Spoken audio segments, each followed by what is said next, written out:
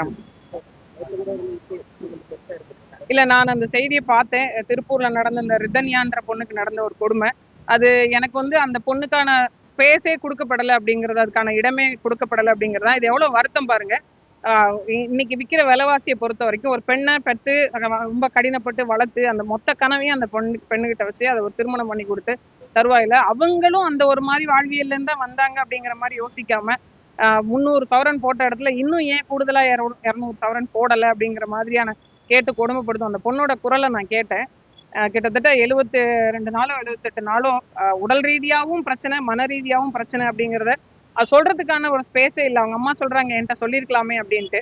அந்த பொண்ணே போய் சொல்லியிருந்தாலும் இன்னைக்கு நிறைய தாய்மார்கள் என்ன சொல்றாங்கன்னா, வாழ்க்கை பறி போயிடக்கூடாது, அதனால ஒரு ஒரு ஒரு கொஞ்சம் பொறுத்து போ, குடும்பம்னா அப்படிதான் இருக்கும், இப்படிதான் சொல்றாங்க. ஏன் அடிக்கிற கணவரை அடித்தால் கூட நம்ம போய் வீட்டுக்காரர் இப்படி அடிக்கிறாருன்னா, குடும்பம்னா அப்படிதாம்மா இருக்கும், கணவன்னா அடிக்கதான் செய்வேன், இதை உளவியலாவே புகுத்த ஆரம்பிச்சிடறாங்க. ஒரு மனிதன் ஏன் அடிக்கணும், ஒரு கேள்வினா அதுக்கு இன்னொரு பதில் இருக்கு, ஒரு பதில்னா இன்னொரு கேள்வி இருக்கு அப்படின்னு இல்லாம, என்னை பொறுத்த வரைக்கும் இன்னைக்கு பெண்களுக்கான உரிமை பலவாறு பேசப்படுகின்ற இந்த தருவாயிலும் கூட இந்த மாதிரி கொடுமைகள் நடக்குது அப்படின்னா, இதுக்கான தண்டனைகள் கடுமையாக்கப்படணும். இல்ல, இது இந்த இந்த தொடர் மரணங்களை இன்னைக்கு நேத்து தான் வந்து இந்த அரசாங்கங்கள் சந்திக்குதா அப்படிங்கிற ஒரு கேள்வி இருக்கு. ஜெய்பீம் படம் பார்த்துட்டு கலங்கி நின்றவர்கள்னு கலங்கி நின்னோம் அப்படின்னு பாக்குறாங்க. இன்னைக்கு அதே கொடுமை இந்த ஒரு ஒரு மனிதனுக்கு நம்ம வாழ்கின்ற சமகாலத்துல நடத்தப்படுது அப்படின்னா, ஒரு காலத்துல நடந்தது அப்படிங்கிறத படமா பாக்குறோம். ஆனா ஒவ்வொரு இடங்கள்ல இந்த மாதிரி நடந்து கொண்டுதான் இருக்கு. அரசு அதிகாரிகளுக்கு இந்த அதிகாரம் ஒரு ஒரு பெரிய ஒரு இவ்வளவு பெரிய ஒரு உயிரை எடுக்கக்கூடிய அளவிற்கான ஒரு விஷயத்தை எப்படி கொடுக்குது அப்படின்னு தெரியல. ஒரு சக மனுஷன் உங்களுக்கு அடிச்சாலும் வலிக்கும், எனக்கு அடிச்சாலும் வலிக்கும்.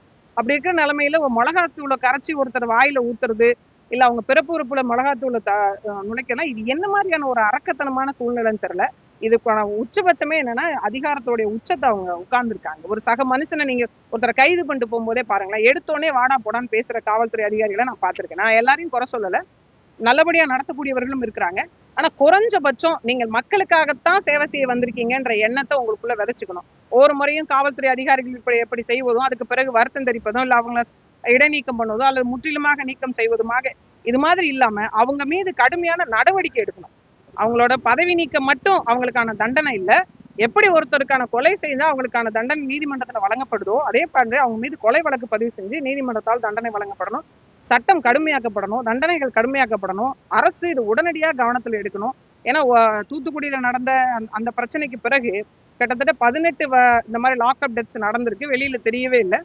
இப்போ இந்த சம்பவம் வெளியில தெரிய வந்திருக்கு. இது ரொம்ப கொடுமையான ஒரு விஷயம். இது மனித உரிமைகள் அமைப்புகளா இருக்கட்டும், அரசா இருக்கட்டும், உடனடியாக இதை கவனத்தில் எடுத்து இதை சரிப்படுத்தணும். இனிமேல் இது இப்படி ஒரு உயிர் போகவே கூடாது அப்படிங்கிறதுக்கு அரசாங்கம் முழு பொறுப்பேற்றுக் கொண்டு இதுக்கு பதில் சொல்லணும்னு நான் கேட்டுக்கிறேன்.